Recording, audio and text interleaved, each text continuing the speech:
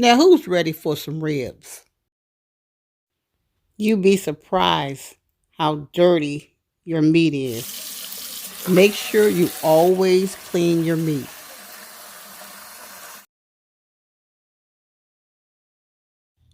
This right here is called the membrane or the silver skin. You must remove this because this does not get tender when it's being cooked. It stays tough and chewy. So go ahead on and just pull this right on off.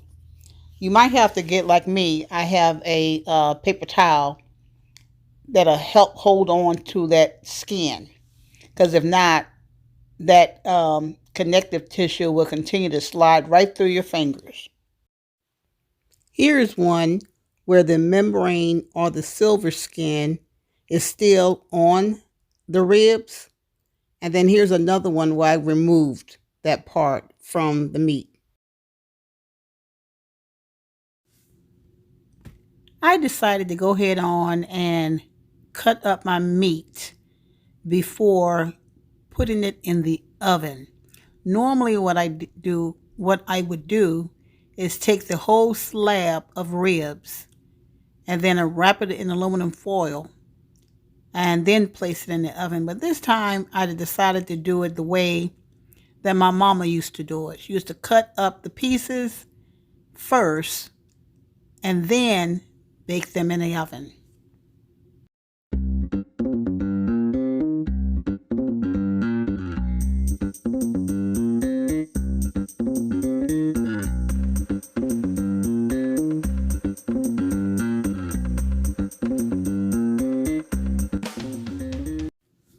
Okay, so all the meat's now cut. Make sure you thoroughly dry the meat so that the seasonings will stick to it.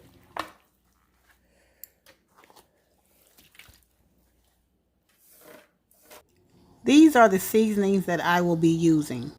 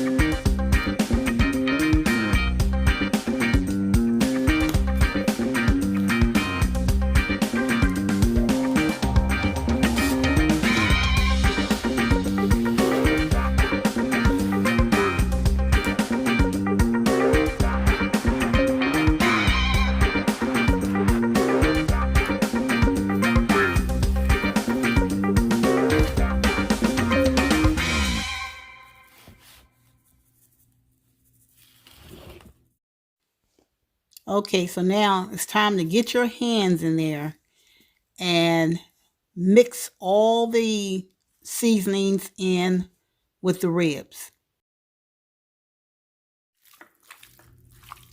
What we want to happen here is for all those good seasonings to go deep into the ribs so that your ribs can be flavorful and tasty.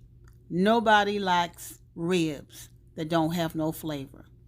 We want to taste more than the barbecue sauce. Now I'm going to let my ribs marinate in the refrigerator.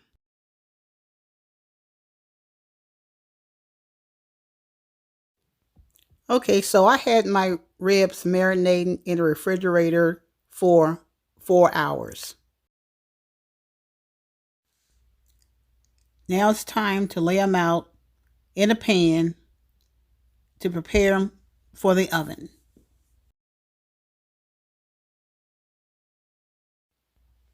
I'm throwing a couple of pieces of butter in there on top of the ribs.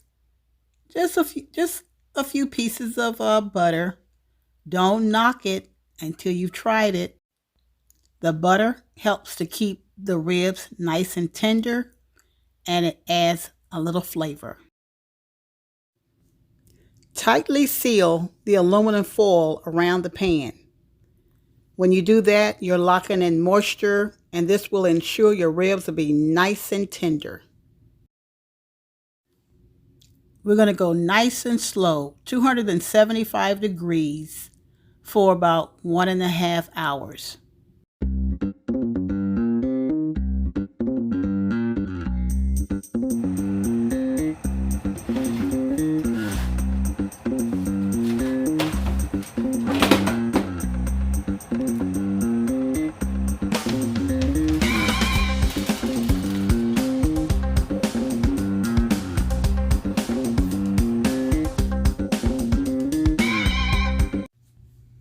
What I'm going to do now is remove the ribs from this pan, drain the liquid from the pan, and then place the ribs back into the pan in preparation for adding the barbecue sauce.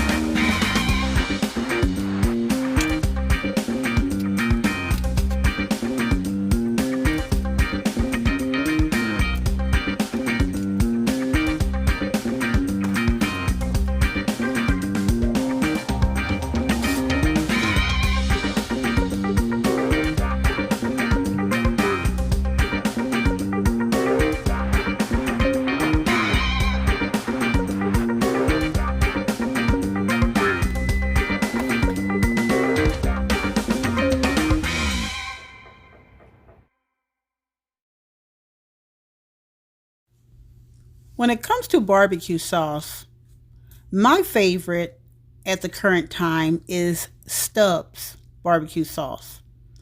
What I look for when I'm in the grocery store searching for a barbecue sauce, I'm mainly looking for one that has no high fructose corn syrup.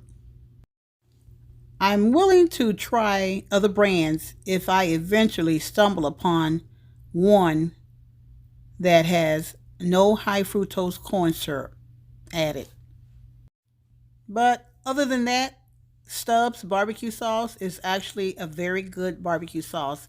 It has so many different varieties, flavors. When it comes to barbecue ribs, I prefer my barbecue ribs to be saucy. I do not like ribs that are dry with that dry rub with no sauce. Since now I'm trying to caramelize my ribs with the barbecue sauce, I've turned up the oven to 350 degrees. And I'm going to keep it in the oven for about a good 15 to 20 minutes. Then I'm going to flip them over to the other side, baste them with the barbecue sauce, and then put them back into the oven for an additional 15 to 20 minutes.